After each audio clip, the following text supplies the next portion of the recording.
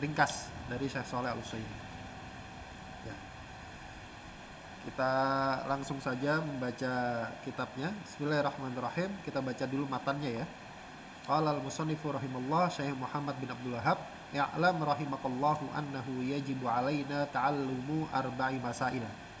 Baik, sebelum dilanjut, kitab ini punya 3 muqaddimah ya. Jadi usul salasah atau salah satu usul itu kitab yang memiliki 3 muqaddimah ya. Muqaddimah yang pertama yaitu kita nanti akan dikasih tahu bahwasanya setiap muslim itu wajib mempelajari 4 hal.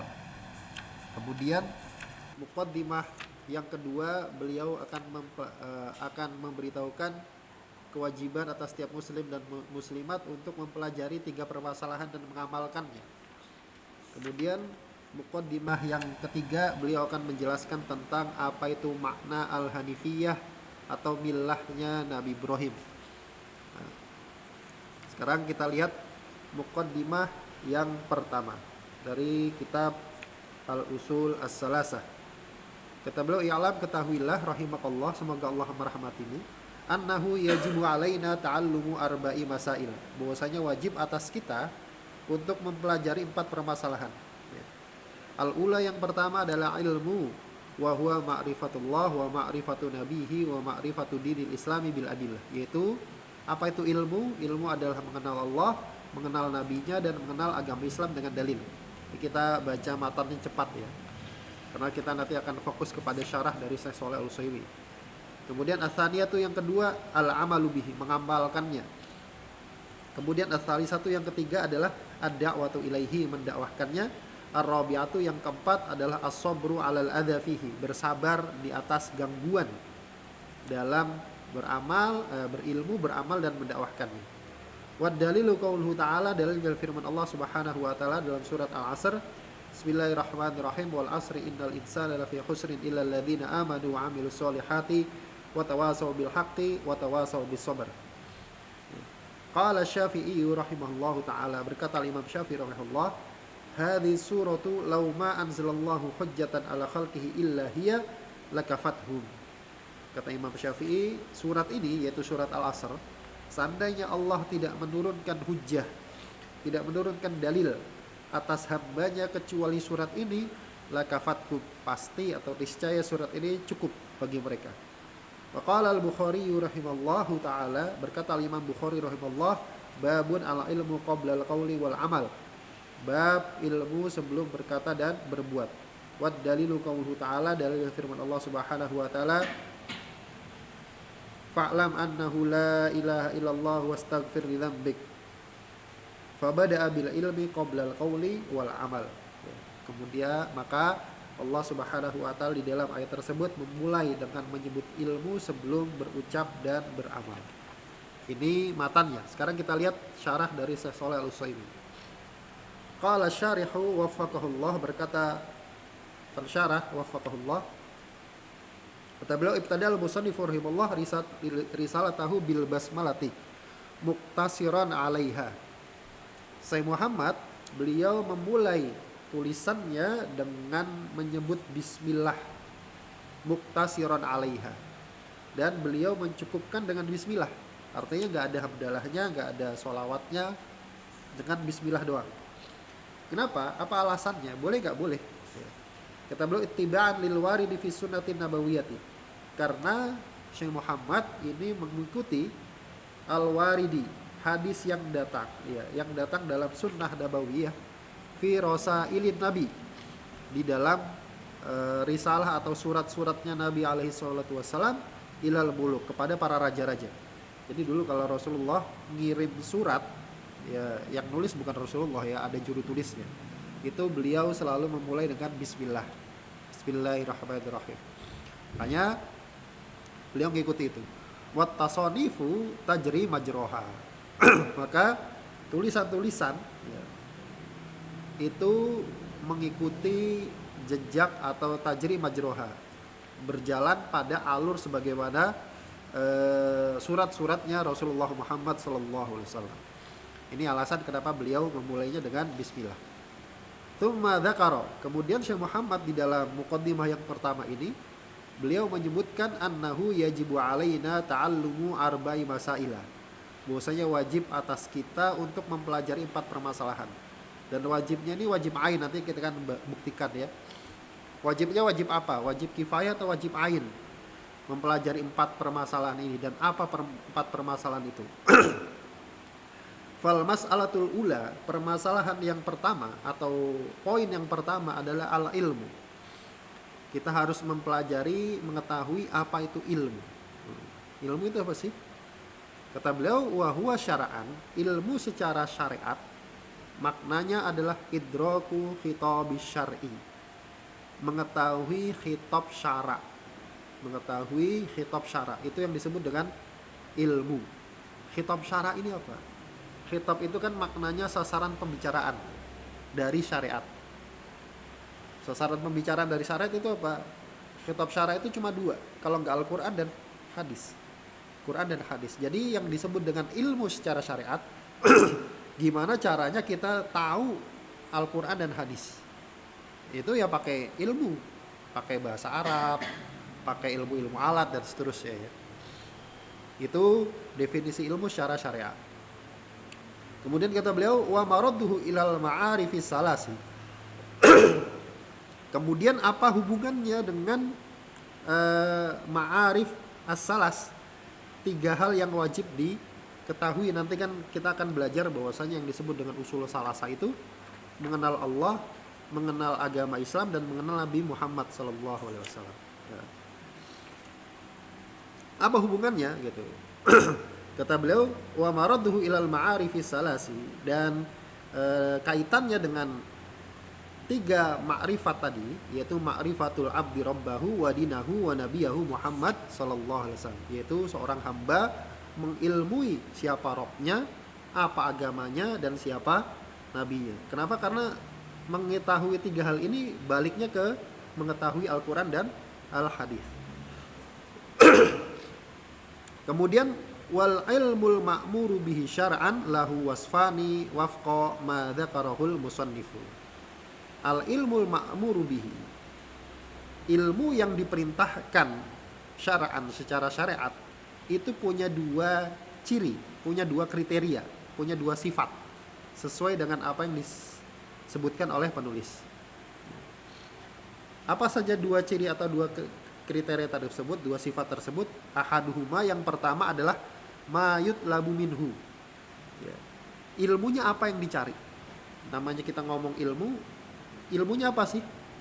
Kata beliau, wa huwa ma ta'allaqa bil ma'arifis salasil al-madhkurati fi khitabi syar'i.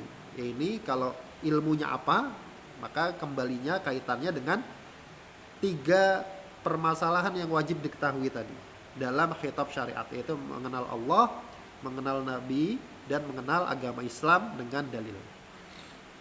Kemudian wal akhor, ciri yang kedua atau sifat yang kedua dari ilmu tersebut, ilmu yang diperintahkan untuk diilmui, diketahui, adalah mayut labu fihi.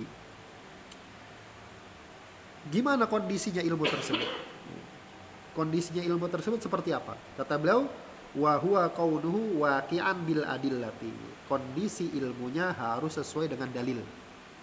Jadi enggak cuma kita tahu Allah, kita kenal Nabi, kita kenal agama Islam, tapi keadaan 3 hal yang kita ketahui ini harus sesuai dengan dalil. Ai muqtarinan biha. Sesuai dengan dalil itu maksudnya gimana? Dibarengi dengan dalil. Artinya punya dalil.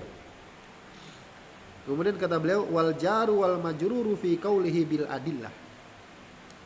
Jar majrur dalam perkataan Syekh Muhammad dengan dalil, ya, mengatakan di matanya gitu ya, mengenal Allah, mengenal Nabi, mengenal agama Islam dengan dalil.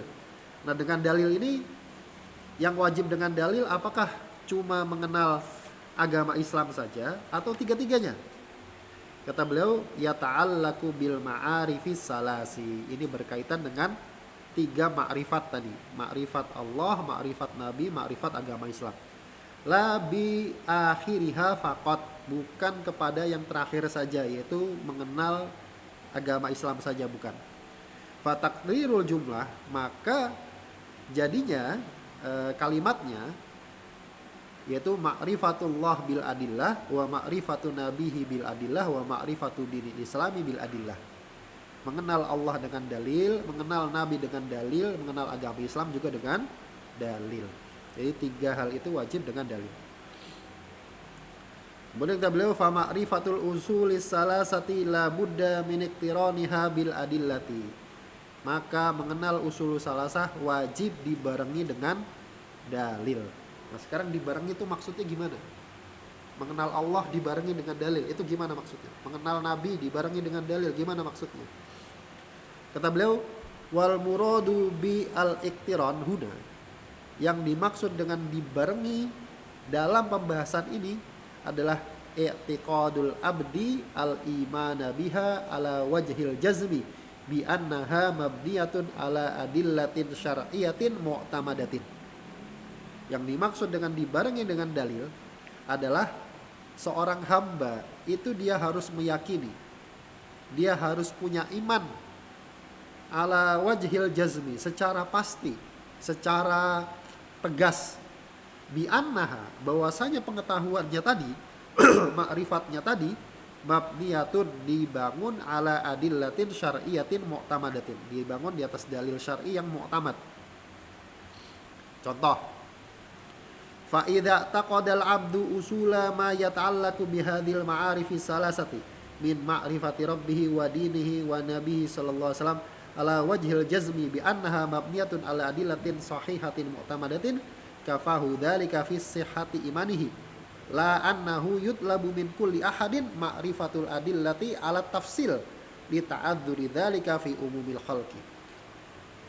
Kata beliau, maksudnya apabila seorang hamba sudah percaya, sudah yakin bahwasanya usula ma yatalaku bihadil ma'arifi salasati, bahwasanya dasar semua yang berkaitan dengan 3 ma'rifat tadi, ma'rifatullah, ma'rifatul nabi, ma'rifatul dinil Islam, itu ala wajhil jazmi secara pasti bi annaha mabniyatun ala adillatin sahihatin mu'tamadatin, bahwasanya pengetahuannya, ma'rifatnya itu semuanya dibangun di atas dalil yang sahih dan mu'tamad, kafahu dzalika fi sihhati imanihi, maka itu sudah mencukupi untuk mensahkan imannya.